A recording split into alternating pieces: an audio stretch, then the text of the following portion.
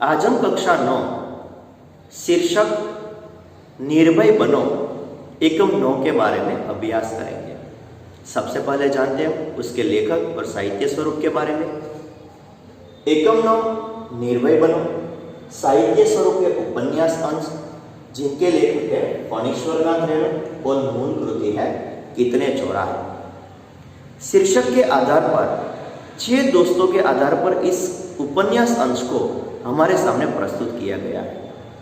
जब हम बाल्यकाल में होते हैं तो कुछ ऐसी परिस्थितियां आती है जिससे हम डरने लगते हैं, लेकिन यहाँ प्रियोदा के आधार पर हमें बताया गया है कि हमें ऐसी परिस्थितियों का सामना करना चाहिए, डरना नहीं चाहिए और हमें निर्भय बनना चाहिए। इस इकाई में 6 दोस्त के बारे में एक बात को प्रस्तुत किया गया है। प्रियोदा यानी कि प्रियव्रत राय मैट्रिक में पढ़ रहा था। स्कूल में तो सभी शिक्षक का चहेता था ही, साथ ही साथ पूरे कस्बे में लोग उसके नाम से परिचित थे। लोग उसे अच्छी तरह से जानते थे। सभी दोस्त उसका आदर मान सम्मान करते थे। रविवार के दिन वह सन्यासी आश्रम के लिए बगल में झोली लटकाकर मुठिया वसूलने निकलता है, कभी अकेला तो कभी साथियों के साथ। दूसरों की मदद करना उसे बहुत अच्छा लगता था, इसलिए उसका कोई साथी यदि बीमार पड़े, कोई शिक्षक बीमार पड़े तो उसकी पूरी टीम उसमें लग जाती थी और कोई भी रोगी जब तक भला चंगा ना हो जाए, स्वस्थ ना हो जाए, तब तक उसकी सेवा करता रहता था। शनिवार के दिन सभी मित्र स्कूल से छुट्टी लेने के बाद परमान नदी के बालूचर पर, बालूचर यानी कि नदी का रेतीला तट जो होता है उसे बालूचर कहते हैं, सभी मित्र वहां उपस्थित होते थे और रविवार का कार्यक्रम कौन मित्र किस मोहल्ले में मुठिया वसूलने जाएगा, किस बीमार व्यक्ति की सेवा कौन करेगा, और सब लोग आनंद के साथ पूरा दिन साथ रहते थे।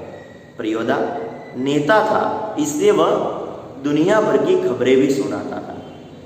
गाने बजाने के साथ साथ आनंद करते थे। कालू और रोबी प्रियोदा के दल के ही सदस्य थे। एक दिन मोना को भी अपने दल में यानी कि प्रियोदा के दल में सम्मिलित कर लिया। जिस दिन शनिवार की शाम परमान नदी के किनारे पर गए, उस समय कालू ने मोना यानी कि मनमोहन का परिचय देते हुए कहा, यह बहुत तेज लड़का है, क्लब का सदस्य बनना चाहता है। प्रियोदा ने पूरी तरह सिर से पैर तक उसे देखा, फिर पूछा कि तुम एक ऐसे व्यक्ति का नाम बताओ जिसे लोग भगवान भी मानते हैं। मनमोहन ने उत्तर दिया, महात्मा गांधी। दूसरा प्रश्न प्रियोदा ने पूछा, आखिर तुम पढ़ लिख कर क्या बनना चाहते हो? इसका उत्तर देने से पहले मनमोहन थोड़ा लजाया, थोड़ी देर तक चुप रहा, फिर बोला, मैं वकील बनना चाहता हूं। सभी लोग हंसे, लेकिन उस समय आखिर प्रियोदा चुप ही रहे। अगला प्रश्न पूछा, क्या तुम किसी रोगी की सेवा करना जानते हो? मनमोहन ने कहा कि मैं रोगी की सेवा करना तो चाहता हूं, लेकिन अच्छी तरह से सेवा नहीं कर सकता, मैं सीख लूंगा। प्रियोदा ने उसी के आधार पर दूसरा प्रश्न पूछा, यदि रोगी हैजे से पीड़ित हो तो तुम उसकी सेवा कर लोगे?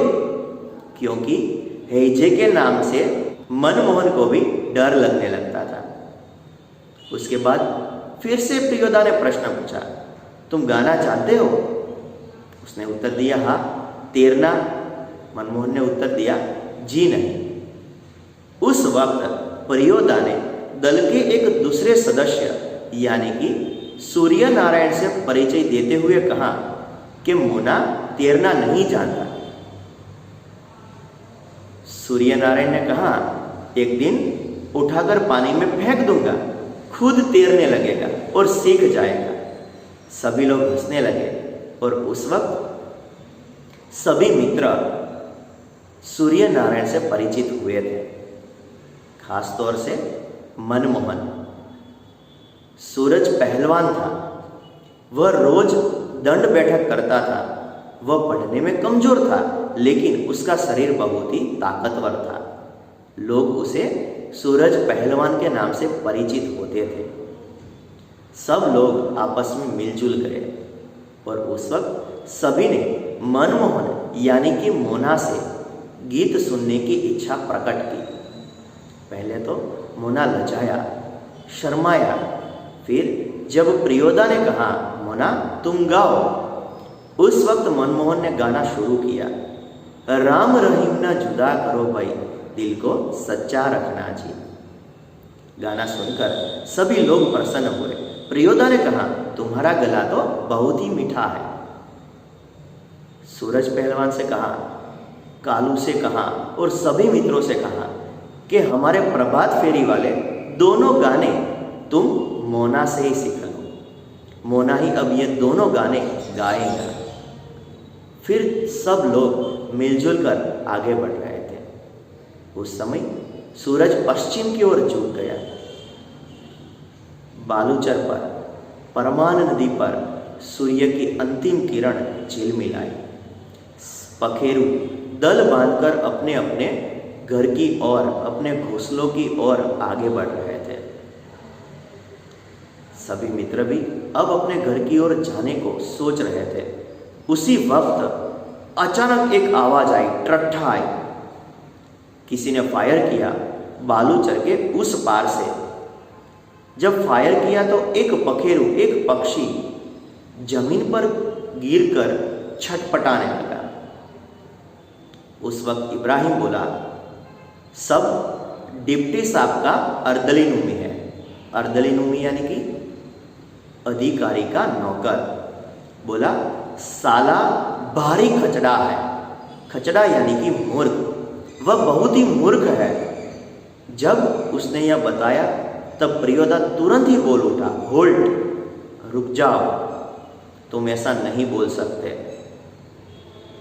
उस वक्त इब्राहिम को पता चला उसने क्या गलती की है, इसलिए दल के सभी दोस्तों के सामने उसने सिर झुकाकर माफी मांगी।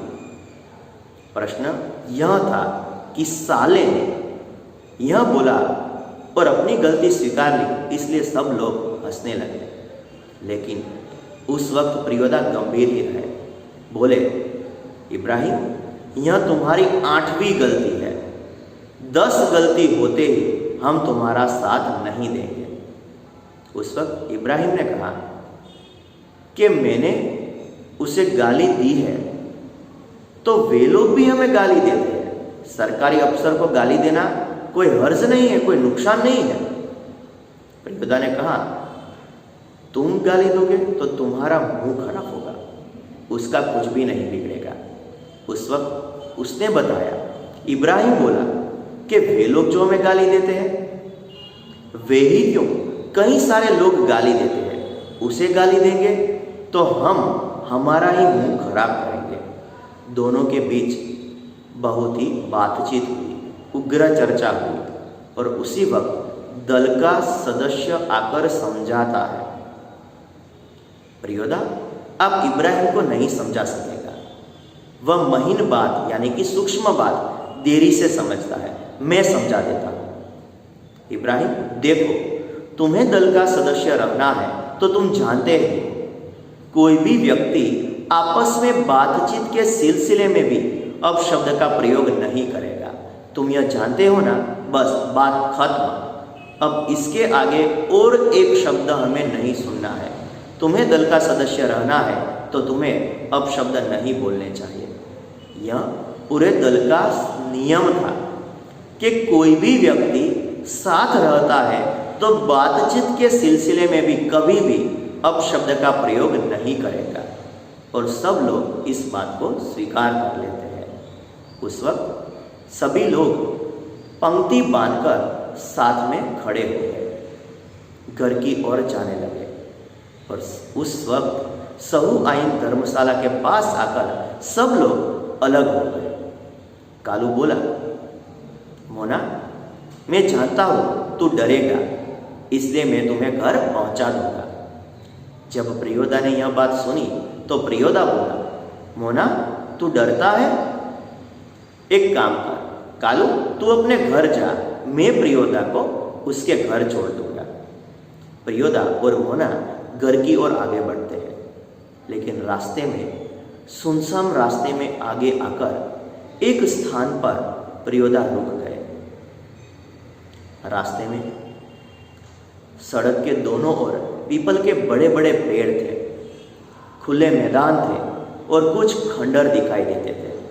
और उस समय सुनसान स्थान पर आकर प्रियोदा रुक गए और उन्होंने एक खंडर की ओर इशारा करते हुए मनमोहन से कहा, मोना, तुम जानते हो यह खंडर जिसमें पहले मुर्दों की चीरफाड़ होती थी, यह पोस्टमार्टम हाउस था। और कहा जाता है, कई लोग ऐसा भी कहते हैं कि मुर्दों की चीरफाड़ होने की वजह से यहाँ प्रेतानियाँ झुंड बनाकर संतालियों की तरफ पेड़ पर चढ़कर कभी खुले मैदान में नाचने लगती है। प्रेतानियों का यहाँ पर आवास होता है, ऐसा कहा जाता है। यह बात बताकर मनमोहन को समझाते हैं। फिर प्रियोदा ने कहा, मोना, तुम अकेले यहाँ आ सकते हो? मनमोहन ने कहा, जी नहीं। उस वक्त हंसते हुए प्रियोदा ने कहा, मोना, मैं भी तुम्हारी उम्र का था तब मुझे भी डर लगता था, लेकिन हमें डरना नहीं चाहिए, क्योंकि जो व्यक्ति 10 व्यक्तियों का काम करता है वह तो खुद ही भूत होता है, और खुद ही भूत होने के कारण उसे कभी भी भूत से नहीं डरना चाहिए। मेरे गुरु महाजन ने मुझसे एक बार कहा था कि 10 का काम करने वाला तो खुद ही भूत होता है, उसे कभी भी भूत भी कुछ नहीं कर सकता। यह बात कहकर प्रियोदा ने मनमोहन यानी मोना को कहा, चलो छोड़ो इस बात को, हमें कभी डरना नहीं चाहिए। लेकिन फिर वह गाना शुरू करो तो, राम रहीम न जुदा करो भाई, दिल को सच्चा रखना जी। यहाँ प्रियोदा का दल 6 मित्र एक दूसरे के साथ रहते हैं। दल का नियम ही ऐसा है कि दूसरों की भलाई करना, दूसरों की मदद करना, दूसरों की सेवा करना। हमें हमेशा ही मानवता धर्म का पालन करना है, एक दूसरे के साथ रहना है, एक दूसरे के साथ रहकर लोगों की सेवा करना ही इस दल का सबसे बड़ा नियम था। कोई भी व्यक्ति एक दूसरे के साथ बातचीत करते समय भी अपशब्द का प्रयोग नहीं करेगा, यह इस दल का नियम था। और मोना यानी कि मनमोहन के मन में जो डर था उसे भी प्रियोदा ने समझा बुझाकर उसके मन में लगा हुआ डर दूर करने के बारे में प्रयत्न किया। हमें भी जीवन में इसके आधार पर सीखना चाहिए कि जीवन में ऐसी कई परिस्थितियां हमारे सामने आएंगी, लेकिन हमें उससे डरना नहीं चाहिए। यदि हम उस परिस्थितियों का सामना करेंगे तो हमारे मन में भी यह डर कम हो जाएगा। अस्तु।